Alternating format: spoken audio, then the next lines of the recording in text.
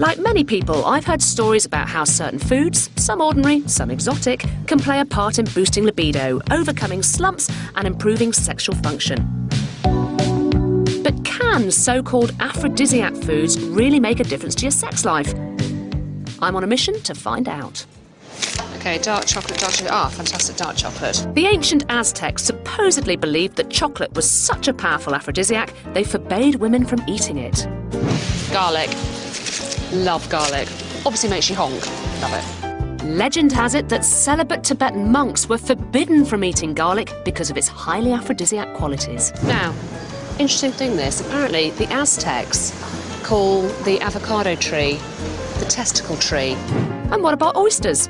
The story goes that 18th century Uber lover Casanova boosted his libido by breakfasting on 50 at a time. But do they really work? Can I have a dozen oysters, please?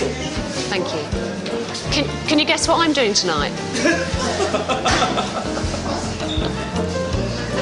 He knows. Laden with my so-called sexy foods, I've invited nutritionist Ali Godbold round to separate food fact from fiction. So I've done a load of shopping, brought them back here. Can you just sort of explain to me whether there is any factual evidence in aphrodisiacs, or is it just folklore? Well, a lot of it is folklore, but there is some evidence that things like chocolate that contain the stimulants is going to have an effect because it will make you feel more alert and excited. OK, so there might be something in this right food, good sex thinking.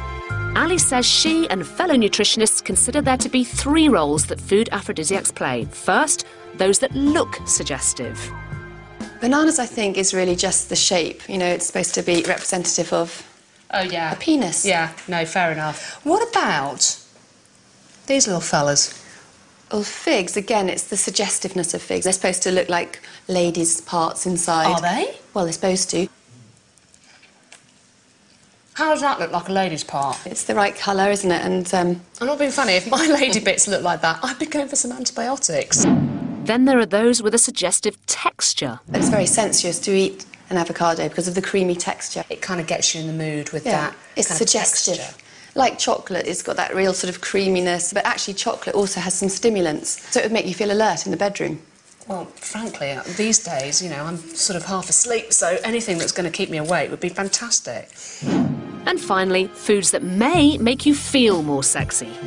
Why is this an aphrodisiac? I think it's an aphrodisiac because it contains vitamin C, and vitamin C is so important for sex drive. The Right. 2 most important ones are vitamin C and vitamin E. And then you need foods with plenty of B vitamins to give you the energy. Right. So, again, the avocado and your asparagus contains B vitamins. So this will have B6, and you need B6 to make sex hormones, B6 and zinc. That's why we've got oysters here as well. What is it about oysters?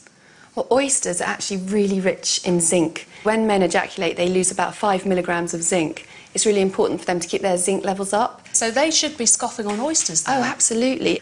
Do you use them at all with your hubby? Well, I have to say that I have a really healthy diet, so I probably do include all these foods, but I don't have them at one meal to produce a desired effect. I would just have them generally. There's got to be some stuff, though, conversely, that's going to be really bad for your sex life and your sex drive. I think if you eat the wrong sort of foods and if you have too much stodgy food, so if you were to have like a big old pasty, and if you drink too much bloating, sort of bubbly beer, then you wouldn't feel like having sex afterwards, so that would definitely be a no-no. To be honest, I don't think I'd want to have sex with somebody that'd eaten a pasty and drunk a load of beer, but I take your point. People do.